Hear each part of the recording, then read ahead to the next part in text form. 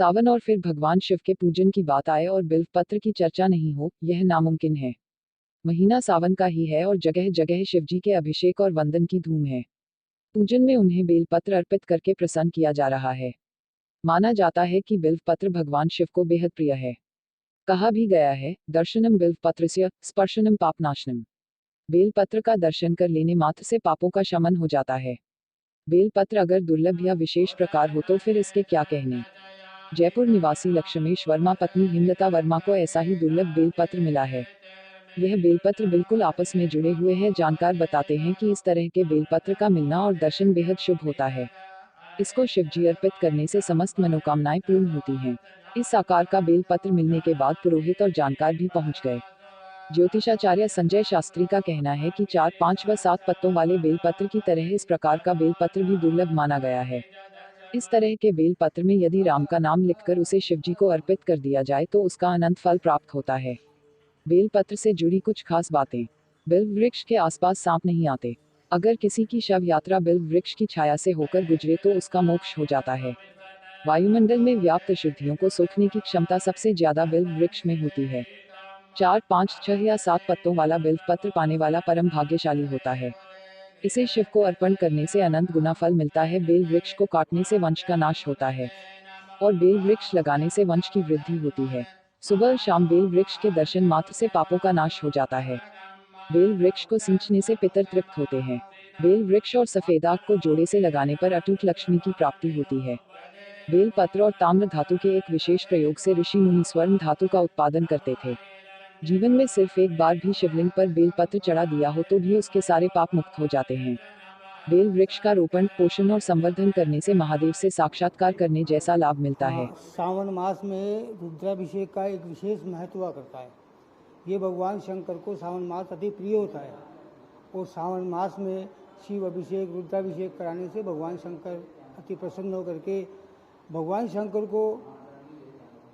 शंकर को कई नामों से जाना जाता है, जिसे विशेष करके आशुतोष जो नाम है, वो आशुतोष नाम होता है भगवान शंकर को मनचाहा वर देने का विशेष वो है।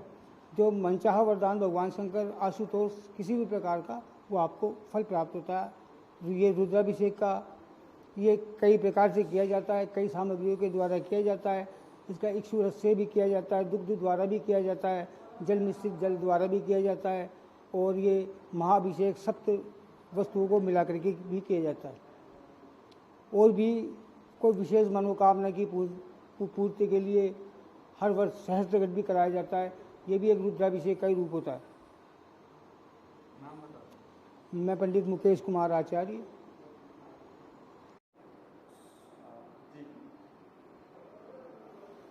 आज नागपंचमी का दिन है और यह श्रावण मास के अंदर 2 तरह की नागपंचमी आती है, जिसके अंदर सबसे पहले कृष्ण पक्ष की नागपंचमी आती है, दूसरी शुक्ल पक्ष की नागपंचमी आती है।